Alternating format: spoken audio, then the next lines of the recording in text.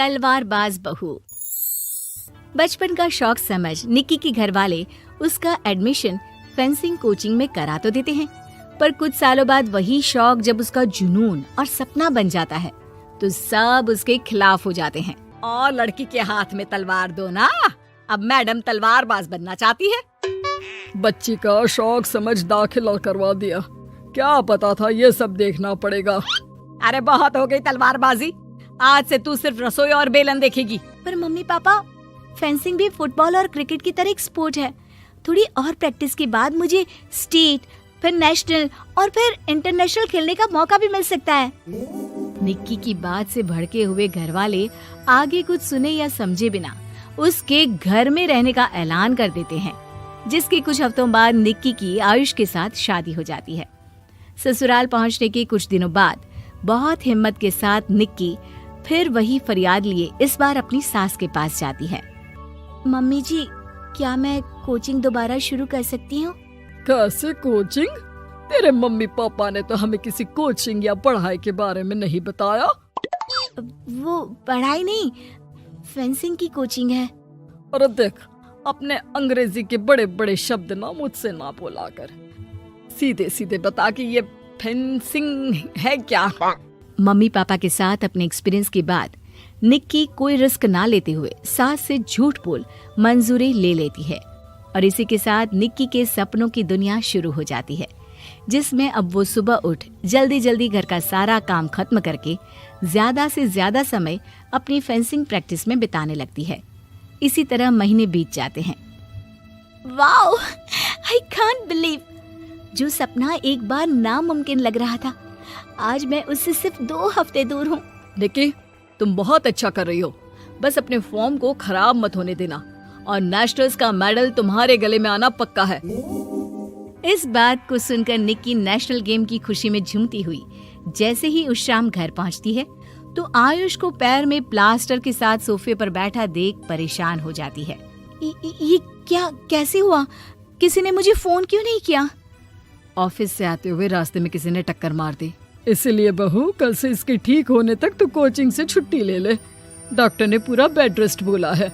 पति की हालत और सास की बात से हैरान परेशान निक्की आगे कुछ बोले बिना अपने कमरे में चली जाती है।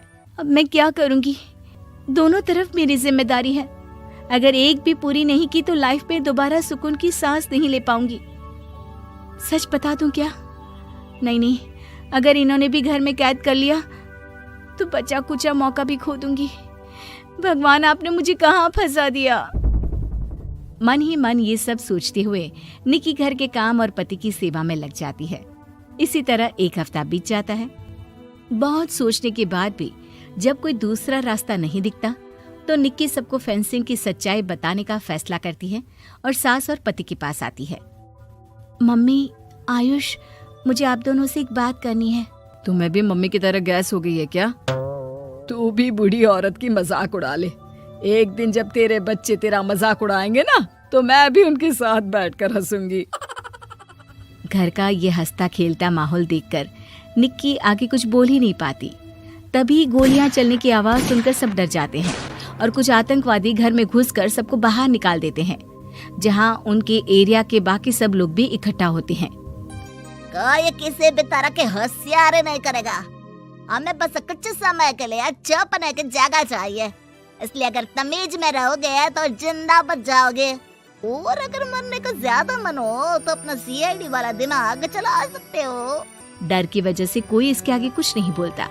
कुछ घंटे इसी तरह आतंकवादियों की कैद में बैठे रहने के बाद निक्की की सास गुस्से में चिल्लाने लगती है। अरे तुम कल मुँहों को आम लोगों को परेशान करने के अलावा और कुछ नहीं आता क्या? मैं कहती हूँ, अरे एक एक को मेरी बद्दुआ लगेगी, कोई जिंदा नहीं बचेगा। ये अब क्या कर रही हो मम्मी? सॉरी, वो परेशान हो गई इसलिए कुछ भी बोल दिया। प्लीज इन्हें छोड़ दीजिए, अब कुछ नहीं बोलेंगी। अरे तू डरपोक की तरह इनसे माफी मांग रहा है, कुछ तो अपने पापा के गुण ले लेता।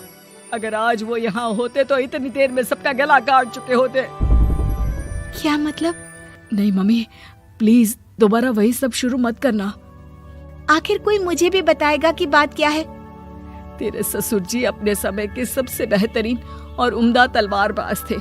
कोई कितनी भी बड़ी बंदूक या कितने भी ज्यादा हथियारों के साथ उनके सामने क्यों ना आ जाए, सबको एक एक करके चित कर देते थे। वाह, ससुर जी और क्या क्या करते थे?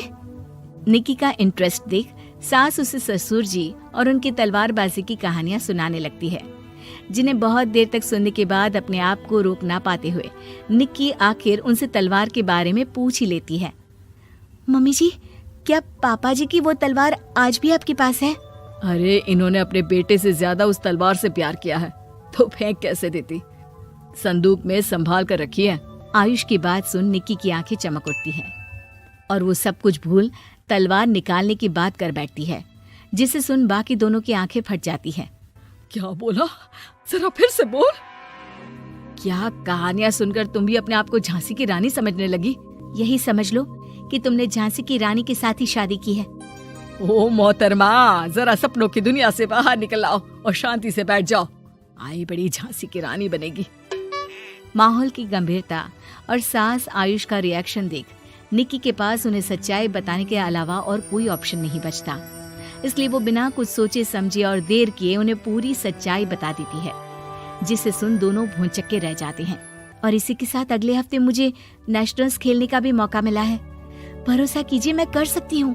निक्की की बातों से अभी तक सदमे में बैठे आयुष और सास उनकी तबीयत खराब होने का बहाना बनाते हैं और दवाइयाँ लाने के बहाने घर के अंदर जाने की बात करते हैं, जिस पर एक आतंकवादी भी उनके साथ घर के अंदर जाता है। निक्की दवाइयाँ लेने के बाद बाथरूम का बहाना बनाकर सास के कमरे में पहुंच जाती है। अब क्या बाथरूम भी साथ चलोगे?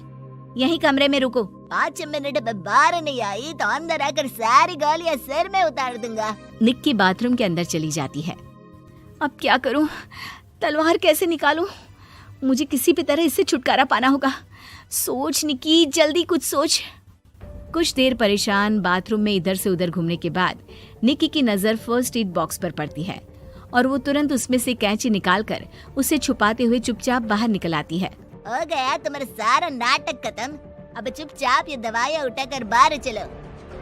ऐसा बोलकर जैसे ही आतंकवादी मुड़ता है, निक्की तुरंत उसकी गर्दन पर कैंची से वार कर देती है और उसकी बंदूक हाथ में लिए संदूक से तलवार निकालने लगती है, जिसकी कुछ देर बाद वो घर के पीछे वाली खिड़की से बाहर निकलकर छुपकर एक एक करके सब आतंकवादियों पर वार करके उन्हें घायल कर देती है। अब सारे पब्लिक की कैद में आ जाते हैं। ये सब देखकर आयुष और सास के साथ सारे लोग दंग रह जाते हैं। सास का सर गर्व से ऊंचा हो जाता है। मेरी बहू सिर्फ नेशनल्स नहीं, इंटरनेशनल भी खेलेगी। हाँ।